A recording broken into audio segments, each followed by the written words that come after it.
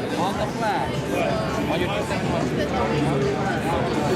press and hold that flash, you're going to need to change it. You're going to have right on your document, low sync. Where do I change? On the camera? On the camera? On the camera. You have to mount the flash on the camera. And then what? And then you change it from the camera. You press and hold that flash icon. It won't be this one? Yeah, it won't be that one because you just look for that symbol. Yeah. Whatever the button is, this might not be there. And then here and then rotate. You'll see it on the top. Oh, why this one doesn't have reduction? Now with the moving flash. But the other one has also.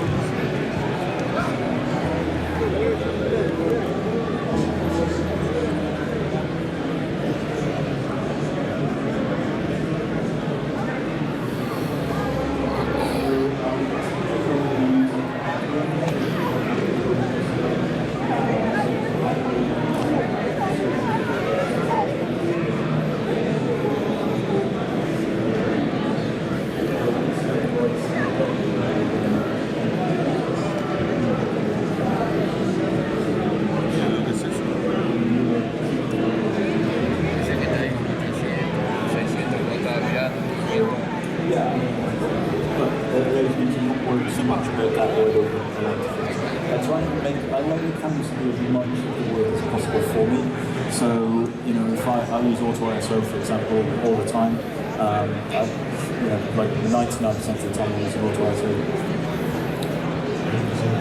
Yeah, so the shadow on the newest set of cameras, the shadows are set to +3, and the highlights are set to -1, the sharpness is +2, and the X-Trans 2 sensor cameras, which is X21, X31,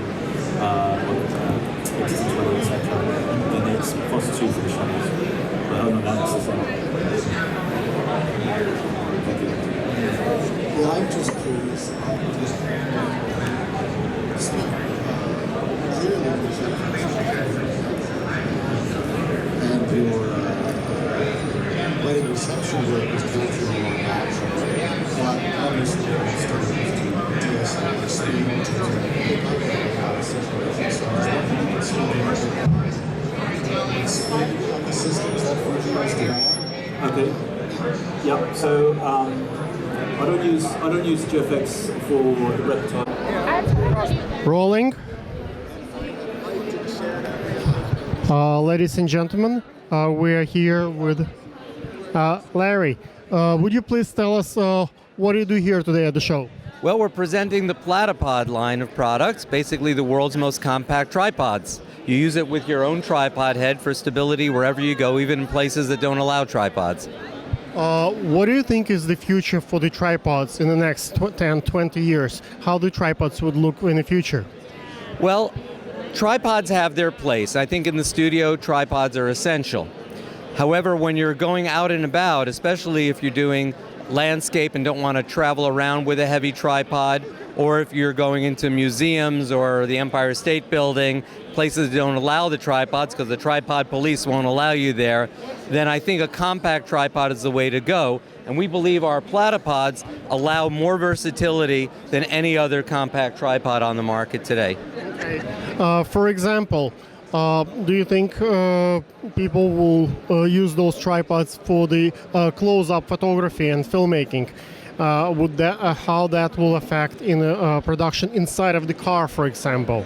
Okay, so one nice thing about Plateau Pods is that you can get into really, really tight spaces. In fact, with our small model, look how small this is. I don't know if you know this. If you go to the Food Channel and you see a chef taking a pie out of the oven, the way they get those shots from inside the oven, well, they're not inside the oven. They've taken off the entire back panel. With this kind of rig, especially with a wide-angle lens like this, you could stick this entire rig inside the corner of the oven and get that shot of the chef pulling it out without having to take off the back of an oven or a refrigerator.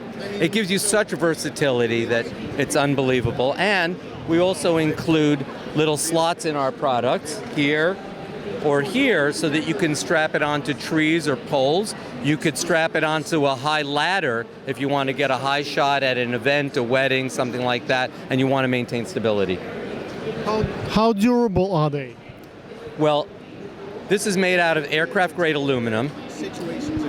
We have a titanium bolt that is drilled right through the plate, countersunk in place, polished over, cannot be dislodged. I've tested this one to 300 pounds off axis. The smaller one, the Ultra, this one was called Max. Ultra is rated to over 100 pounds off axis. Are you guys considering to merge with the larger producers of the tripod? Are you in a talk for a merger? Please, someone make me an offer. So you're not looking at the adjoining effort? We're looking coming up with more products, which I can't talk about in the future, possibly something to attach onto here. Okay. Thank you so much for your time. Thank you. Cut. Okay. I hope that was...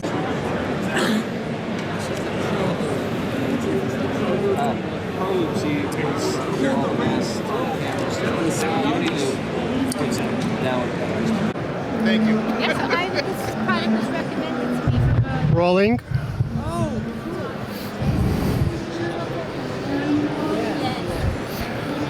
And may I ask what's your name of the company? This is Holdfast gear. What are you doing here today? We make camera straps, we make bags, and so the main thing is we want to make your workflow efficient and look good doing it. You are successful in your production in the last couple of years. What is the future for the company? That's hard to say. As soon as ideas hit me, I chase the ideas, And so I'm all about just continuing to grow the brand and grow the products we make. So I'll be moving into more bags and more accessories for the moneymaker itself. Are you planning to perhaps merge with the bigger companies? Are you getting offers of... Yeah, we've had plenty of offers, but I don't want to compromise my vision for anything. I love what we do and I love what we're making, so I have no plans to change that. What is the vision for the camera gear in your space for the next 10, 20 years? How do you think it will look in the future? That's tough to call because I kind of go off what the cameras are doing. So as the cameras are getting smaller, there's just no telling. I'll have to adapt as the market changes. Do you predict what the market will be in the future? Well, it's a tough call because even though the cameras are getting smaller, people are still using the bigger cameras for events, and they're still using the bigger cameras for sports photography, stuff like that. So I think our products are going to fare very well no matter what. But we'll just watch what the market does. As the market changes, we'll adapt and move with it. You are the market maker. You're making what will be in the future in the market. You have a vision. What is your vision? Which product will be the best seller, let's say, next year? Yeah, I think our camera straps, our moneymaker strap, is the #1 seller, and I think it'll continue to be for years to come. It's the industry is growing. There's always new photographers coming into the market, always new wedding photographers, portrait photographers. So as more people come into the market, they'll be buying the gear, and we've done a pretty good job with our brand awareness and people recognizing who we are and what we do. What do you do specifically in building your brand? I think what we do is we celebrate the people that use the gear. And so especially on our social media, we're always reaching out to the people that are using the gear, telling their stories, showing their work and their portfolios. Do you work with celebrities who wear your gear? I don't do a whole lot of that. I'm a real kind of upfront and honest company, so I don't send out a lot of free gear. And I don't pay anyone to wear the gear at all, because to me that's not real honest. If they're paid to use it, they may not love it, they're just paid to use it. So I don't do that. So I like to celebrate anyone who uses the gear. Okay. How do you think the company will look in the next 4 or 5 years? I think right now we make a lot of camera gear, and as we grow, I want to move into more lifestyle bags. So more lifestyle gear, more than just photography. I want to move into travel and day-to-day use. Okay. Is there any electronics coming into your gears? Any technologies, or just? Yeah, I think the iPad has been kind of a big thing, and it's getting to the point where everyone has an iPad. They carry it everywhere they go. So we're modifying and changing exactly. Yeah, and we're modifying and changing our bags to carry just the iPad and the cables and those kind of things. Yeah. Ladies and gentlemen, if you want to hear more, what's your social media? At Holdfast Gear. Thank you. Cut. Good job. Christina? Yeah. Ladies and gentlemen, this is Christina. What's your company name? White House Custom Color. Christina, can you tell us a little bit about what White House Custom Colors do? Sure. We are a photographic printing lab. We are located in Minnesota, and we do everything from press printed, photographic, cards, books, albums, big wall prints, metal, wood, anything we print What on do you it. think is the future of printing in the photography business? I mean, sure. I mean, we believe in our business, you know, so we're still going strong. We still believe in the professional photographer. But yeah, I mean, there's a lot of different things and exciting things that happen in the photography world each year that kind of make us rethink things and kind of look at our product and stuff like that. But we definitely believe in photographers and the art of printing, so. What are you guys doing so special in terms of marketing that you stay on top of your competition? We are been trying really hard the last couple of years to create products that photographers can use as tools to sell. So we've created like inspiration guides that our photographers can actually use to give their clients. It's not branded. It looks like something they can give their clients and actually helps them with sales. We know it's really hard for us to create those products. So we definitely want to make it easier for our clients to be able to do that, you know. So we're really focused on just helping our clients sell and helping our clients grow their business. Do you see in the future perhaps a merger with a larger corporation for you guys?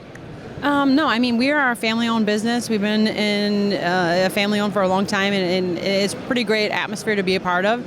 So I definitely don't see that happening. So, thank you so much for your time. Cut. Good job. May I ask, what's your name? You can call me Steven. Steven. Yeah. Tell us a little bit about your product. Okay. Our company is Shanghai, a professional camera company, so that we build these gorgeous view cameras. Okay. Yeah. This is one of the largest camera we ever built. It's a 12 by 20 view camera. How much does it cost? It goes around $10,000. $10,000. Yes. How often do you sell? Like 1 a day, 10 a day? Like how? Oh well, no.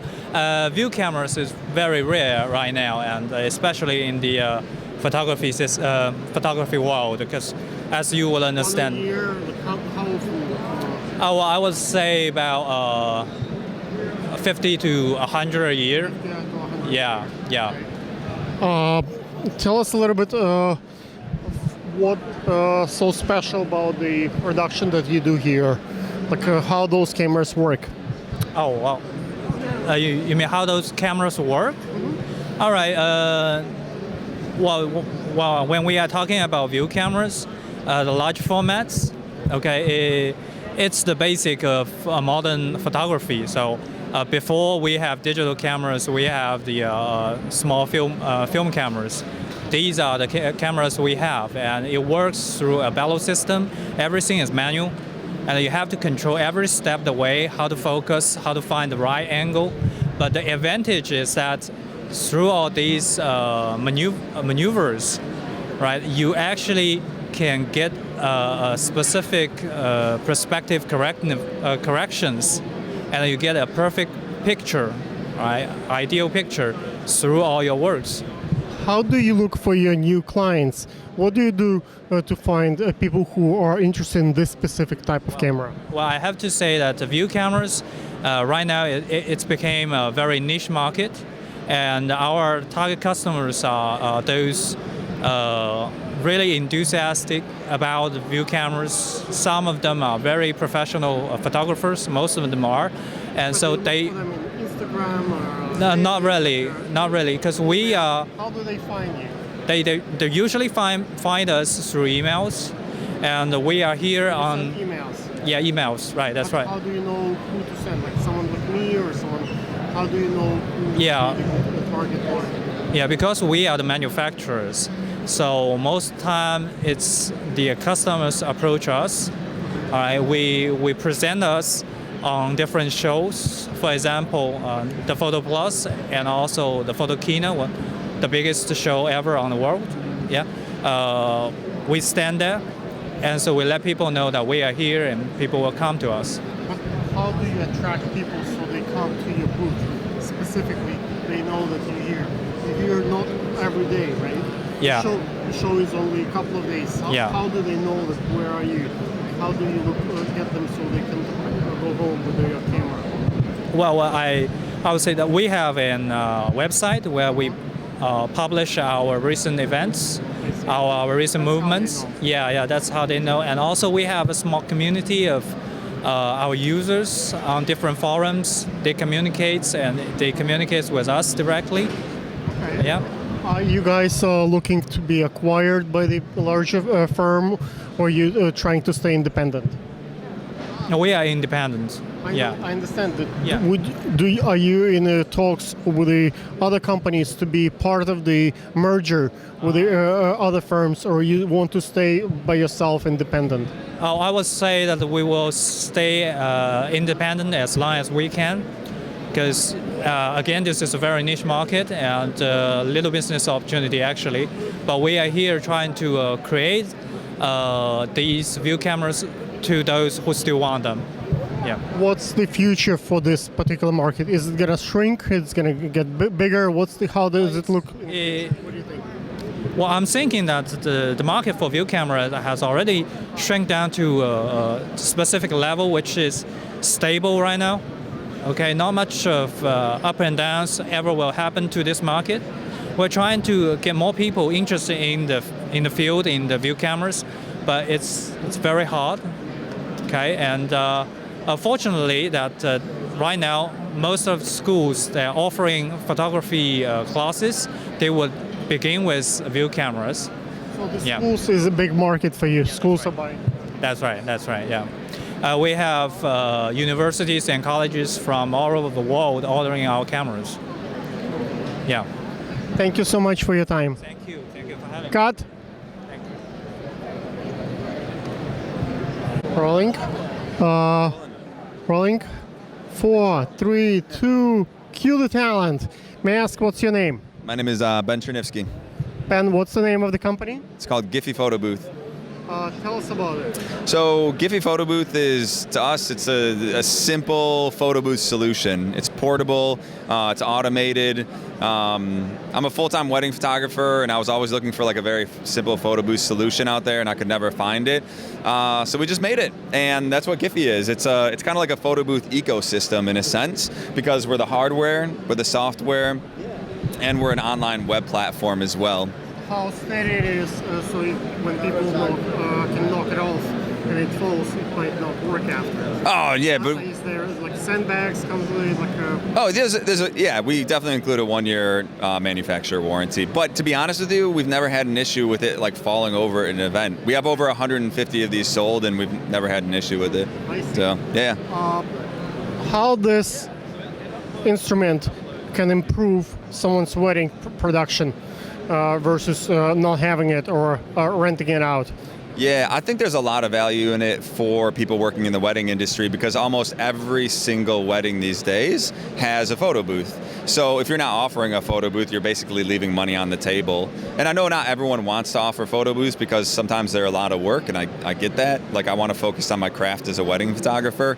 But if it was a simple photo booth that didn't get in the way and it was 100% automated and it only weighed 12 pounds like Giphy, then it's a really easy way of adding $500-600 to every single wedding booking.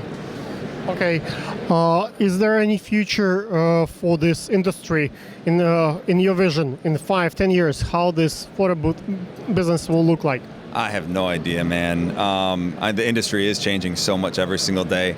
I think the heart of what a photo booth is always going to be there, and that's some form of entertainment for the guests. Most of the time, people are booking photo booths. How are you going to talk to it? Is it going to make smell, or like some kind of perfume will come out of it? Like, what's the future? I don't know. I honestly don't know. Like, I saw the technology like this is like boomerang style GIFs, and I was like, that is here to stay.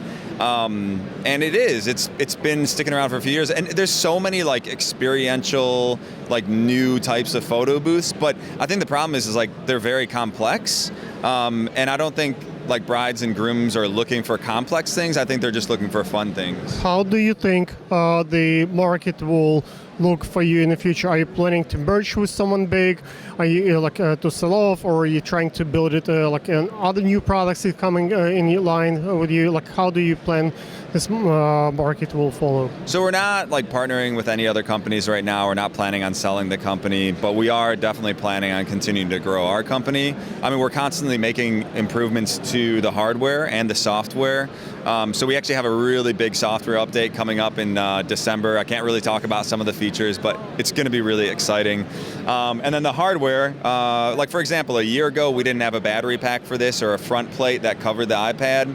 And now we do have these new accessories. So we do have new designs coming out like every single year. What is the process for your clients to find you? Let's say I have never heard of you until today. How do they find you? Like, where do you get your clients? Are you talking about like me selling Giphy photo booth? Yes. At these shows, mostly. We don't do much digital marketing. We really like meeting people on the floor, like in the flesh, and just getting to know who. Most people don't go to those shows. Like, most people actually busy doing making money. Yeah. We I think to be honest with you, we think our product is really solid and it's a very good product, and we rely on people just talking about it. So there are some really amazing photographers out there that have a Giphy photo booth. People like Jeff Newsom, Sam Hurd, and we're really excited about these people because they have one and they genuinely like it and they use it, and they have really big networks that look up to them. So to us, we just want people to talk about how great of a product it is. And what is your social media, Instagram? So Instagram is at Giphy Photo, GIFYYYPHOTO. Yeah, at Giphy Photo. Thank you, guys. Thanks so much. Cut. Good job. All right, thanks a lot, man. Yep. Okay. Rolling. No. Let me go on that side. And what about? Okay.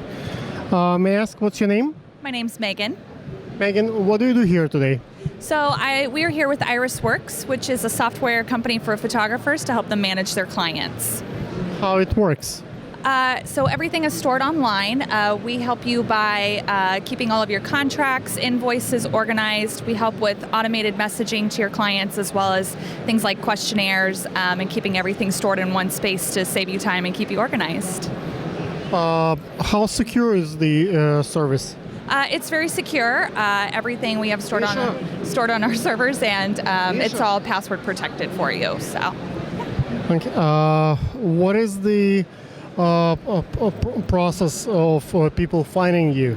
Finding us? So we have photographers that find us all over by word of mouth. If you go to iris-works.com, you can sign up for a free 30-day trial. And then once you log in, we have some email templates and things set up for you, but you just kind of input your clients and you're good to go. Okay. Are you guys looking to be acquired by larger corporations, or are you trying to stay independent? As of right now, we're trying to stay independent. Yeah, we're not looking to be acquired by anybody, so we're just looking to continue growing our users and helping as many photographers as we can. How do you find your clients? How do they find you? How do we find the photographers? A lot of times we just here at the expos, just getting out in front of the photographers there. We have some... Any other options? Just online. People find us that way. We're also kind of connected with a lot of other companies in the industry and working in conjunction that way. And then we also have some other photographers that help kind of spread the word about us. So. Thank you so much. Yeah, thank you. Cut. in Alaska, in an 18 million acre wilderness area adjacent to Katmai National Park and Lake Park. Eddie?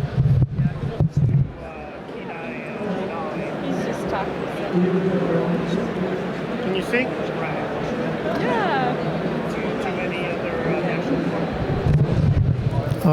Rolling. Cue the talent. 5, 4, 3, 2. Well, he's busy with the client, so you will fill in for the moment.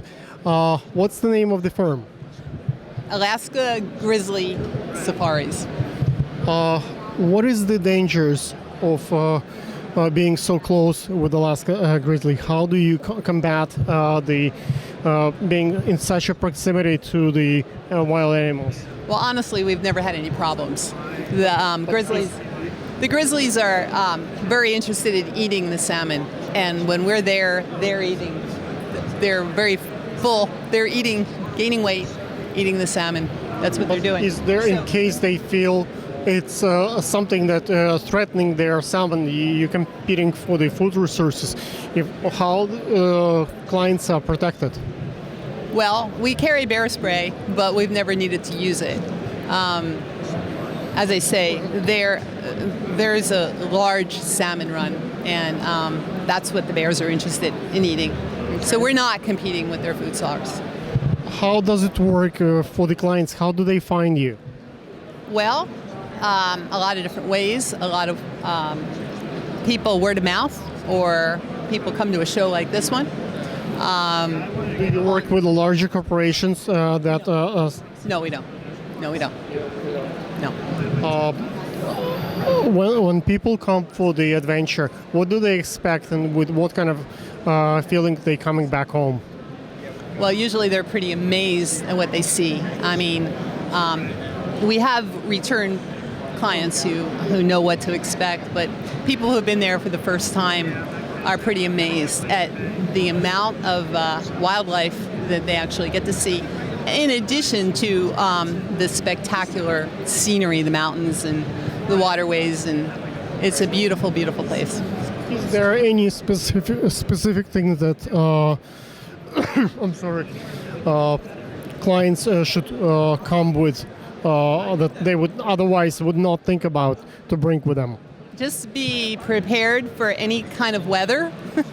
That would be the main thing. Okay. You definitely want to be prepared for, you could have warm weather, you could have cold weather, rainy, windy, you just have to be prepared for everything.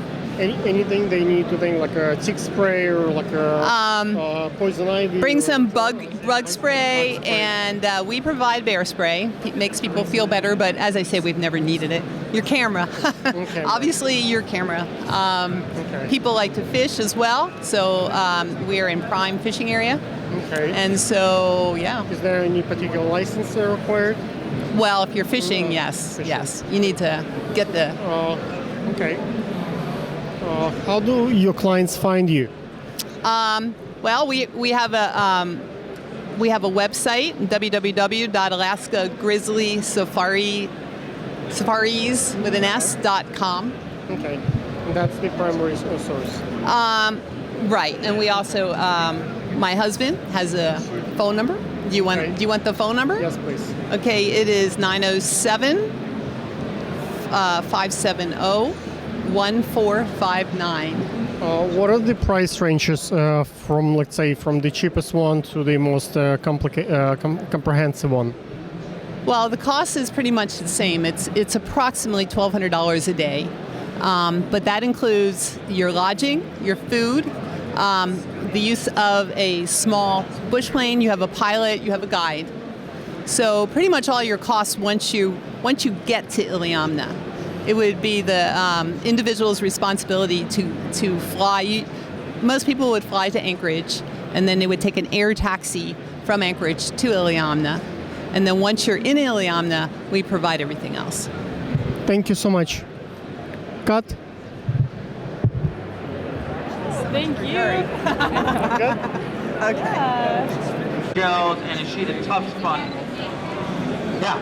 So the way you make these, and this is the simpler one, the way you make these, you need a good cutting surface, you need an X-Acto knife, You need some patience and a good bottle of wine. So, all right, let's see, we got this. She needs 2 bottles, right? Yeah, wait till you see the next one. You'll really need a bottle of wine for that one. Okay, go. Done.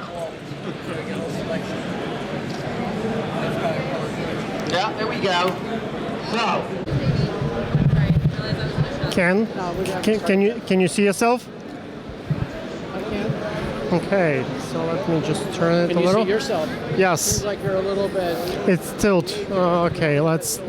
Yes, let's. In camera, we have lenses that tilt and let you do either a spot or a slice of focus around your image. Were you attaching the Don't tilt and still control things. This gives you that really blur in the background that you see. And then our double lens. Rolling.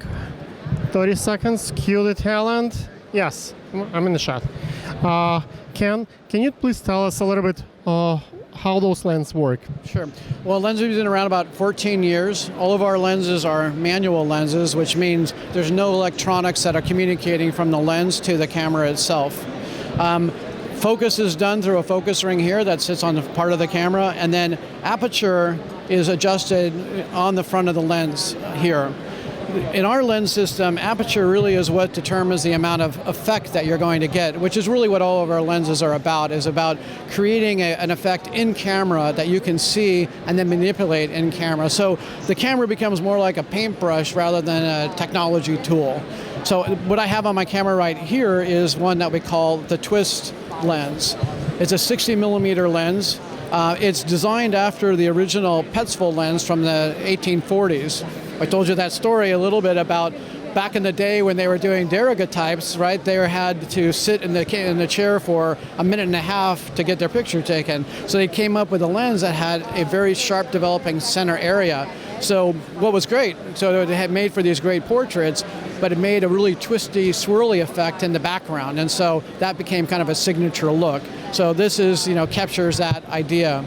But we have a number of other lenses in our system. Probably what we're most known for is the Composer series. The Composer is a tilt style lens where you can adjust the spot of focus left or right or up and down just by tilting the lens. Again, aperture, as I mentioned. How is that different from moving the camera left and right? Well, because when you're moving the camera, you're trying to change, let's say in the rule of thirds, where you're trying to bring the focus to. In this case, you can have the image still set up and composed under the rule of thirds, but then you can break it by bringing your attention to one part of the image that's on one side or the other side of the image. So our eyes, as an example, we don't see the world edge-to-edge sharpness. We have an area that we see that our mind's focused on. In any image that we take, there was something that caught our eye. And so a lens like this, with a sweet spot, allows you to focus on that area that you thought was most interesting. Could be someone's eyes, it could be the face, or it could be something on the sidelines. So your composition changes dramatically. Where do your clients come from? What kind of clients do you have mostly? Are they fashion photographers, or it's amateurs? Like, who are they buying? Well, it's being around for 14 years. I mentioned we have a pretty broad group of interest. We do the gamut, and all of our lenses, because they come in different focal lengths. So we have 80 millimeter lenses, which tend to appeal more towards some of those fashion portrait photographers. We have 2 versions of that. We have an 80 millimeter sweet spot that you can use in the Composer that I mentioned, but we also have an 85 millimeter version of a Velvet, and the Velvet gives you a very soft glow effect, which a lot of fashion photographers and portrait photographers like. Any lens popular for the wedding photographers? Yeah, I would say the Velvet is kind of the go-to for that. Why? Because the Velvet gives you that glow effect. It's a very dreamy-like look, which most wedding participants are at least anticipating out of their marriage. And so the photographer who can capture that kind of dreamy essence of that experience tend to like that Velvet look. That lens create like a fairy tale type of feel? It does exactly bring that, because of the glow, which you can affect, again, by changing the aperture. So you can have a lot of glow or a little glow. You can have it tack sharp if you want to, but to add that dreamy effect, you open your aperture to, say, 2.0, and you're in a dream world. I see. What is the future for your company? Are you guys considering mergers, acquisitions with other bigger firms? Are you trying to stay independent? No, we will remain independent. Our motto here is like we are the enemy of perfection. We're very much about trying to help people find what we call their visual voice, their own style. So we believe that to be our mission. We've been around 14 years. We hope to be around another 14 years helping people find their voice. I see. How are your clients finding you? What is the biggest force in terms of finding the right client for you? How do they find out about us? A lot of word of mouth. We have some pretty visible photographers around the world. We're a global company. Our distribution is truly global. We do more business outside of the U.S. than we do within the U.S. And we have a lot of photographers who have great followings, both in the fashion world, as we talked about, but we have a lot of flower photographers too, people who are doing macro work, and that is a very tight-knit group. You see what kind of work they do, what kind of lens you use, and they come to you. Yeah, and they'll do workshops, and they'll share how they do it. Sometimes the workshops are done online, and you can see that. We feature some of those workshops on our own. We have a university called Lensbaby University, where you can go in and see some of these photographers, how they do what they do, from flower photography to fashion photography to, we even just recently are coming out with, we just finished producing it actually with a gentleman over there doing street photography, how to interview people and then how to take that street shot, and get them to cooperate with a stranger on the street. So as I mentioned, we're very much about helping people find their visual voice, and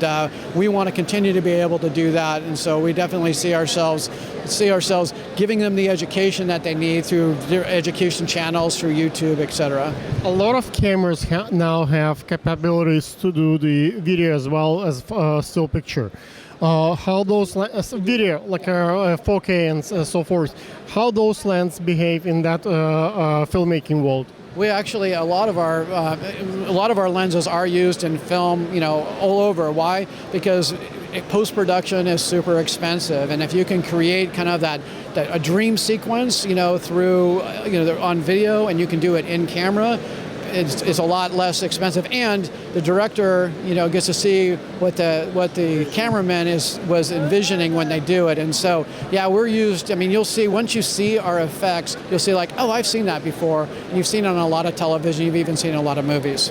Thank you so much, ladies and gentlemen. If you have more questions, what's your social media?